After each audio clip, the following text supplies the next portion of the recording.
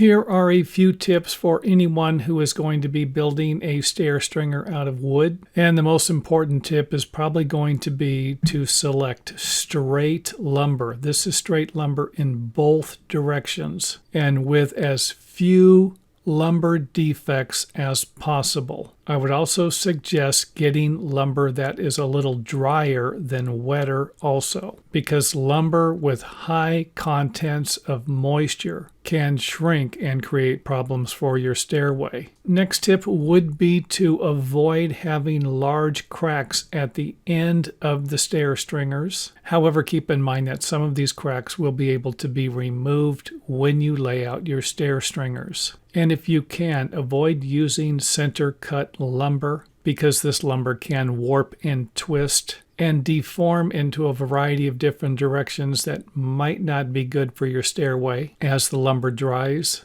And here's an example of lumber that's cut a little further away from the center of the tree. You can see the ring growth patterns here and estimate that the center of the tree might be around here somewhere. Next up, try to use number 2 or better lumber. And when I used to cut a lot of stairs, we used to use select lumber for our stair stringers. So you would have select number 1 and then number 2. And it wouldn't be a bad idea to avoid purchasing lumber if you can with sections missing or sections damaged. And again, these might not be that big of a deal. It's all going to depend upon how you're going to lay out the stair stringer. So don't avoid purchasing a piece of lumber like this one here if you can lay the stair stringer out to where this piece right here will get removed. And of course, here's a good example of using lumber that is too dry, where this piece actually cracked off while I was cutting it. And this arrow right here is pointing to a nail. You can just barely see where I nailed this piece right here back on. I drove a nail through here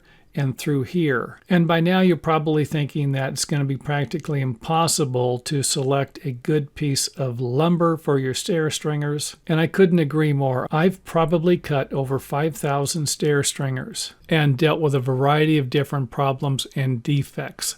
So all I'm suggesting is that you get the best lumber available in your area you possibly can. And sometimes that isn't going to be easy. And here's an example of a knot that really isn't going to be that big of a deal, and probably one that I couldn't cut out. And this shouldn't be that big of a problem as long as I lower my nails when attaching the riser to the stringer and move the nails for the treads over a little bit at the top. And of course you can see here I don't have any knots here. Try to avoid knots in any areas where you need to nail or connect the stringer to a ledger or to the framing sill plates. And this is actually a piece of number 1. You can barely see it right here.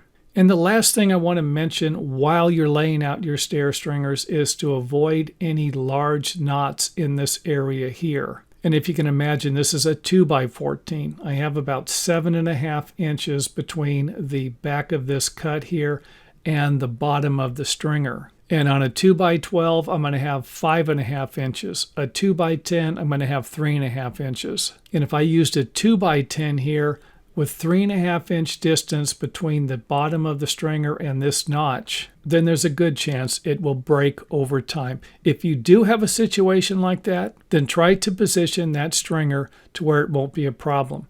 For example, this stringer here is going to have wall framing studs underneath it. And the stringer at the other end can be attached to the wall framing here. So try to use the best stringers you have in any areas that are going to be unsupported, like the center stringers. And hopefully this makes sense. You're not always going to be able to find good lumber in your area. I have been there too many times, and sometimes you got to work with what you have, and sometimes you're just simply going to have to go to another lumber yard.